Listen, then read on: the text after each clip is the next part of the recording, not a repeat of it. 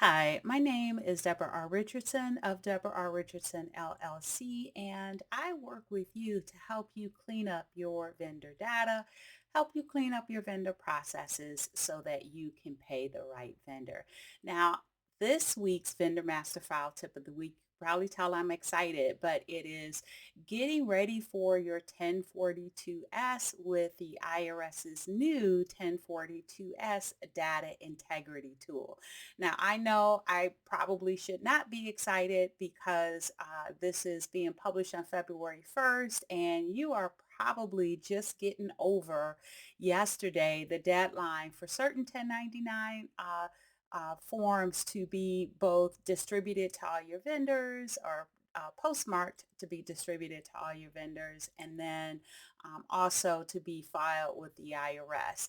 And so now the very next day, I'm all excited about 1042S. But I do want to talk about the IRS's new data integrity tool for that form because it really allows you, by performing this quality review in advance, it allows you to make sure your data is accurate before you submit it to the IRS. And let's be honest with this 1040 IRS 1042 as it's more complicated, has way more fields. You got more things you can get wrong, like the unique number. Yes, you do have to have that. Also the income code, the status code, the line of business, the withholding agent's EIN, the recipient's US 10, and more. And so I will tell you, as a practitioner, we always had a tax professional review our 1042Ss as along with the other forms required for the 1042 to file those to make sure that they were okay and they were correct. We also had them identifying the income code and the status code. In addition to that, even onboarding foreign pays or foreign vendors, we always had them verify whether they were withholdable or reportable. So we did have professionals, but if you are doing this on your own, or even if you do have tax professionals looking at it, this 1042 data integrity tool can still be good for you. So I will put a link in the description for how to use this, but it's basically three different steps that the IRS provides. And the first one is to register at their quick modules online. And so again, I will put a link to the page for this data integrity tool, and then you'll see all the instructions, and it will have a link for you to register on the quick modules online. But basically, you will register and then you will input your information into the tool. And there are really four ways to do that.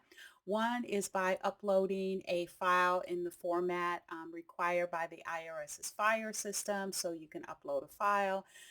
You can also upload a CSV. The IRS will provide a template. You can also upload a single page or 8-page version of the 1042S form. And then lastly, you can just manually enter your information into their substitute 1042S form that is in the tool. Now, once you get the information in, you're going to get the results, and keep in mind you can add new or revised data as many times as necessary. And this is key because you are still responsible for any errors that are ultimately filed on this form. And then the last thing to note is that the entered data is purged after 90 days, but you do have the 90 days to go in and continue to use that data to continue to revise it to make sure you have no errors. So that's it with the IRS Form 1042S Data Integrity Tool. And I do want to remind you that if you would like more information on how to improve your vendor process, please go to my website at debrarrichardson.com for free tools and resources to avoid fraud, regulatory fines, and bad vendor data. So good luck, and be sure to subscribe and hit the notification bell to be notified next Tuesday for the next Vendor Master File tip of the week.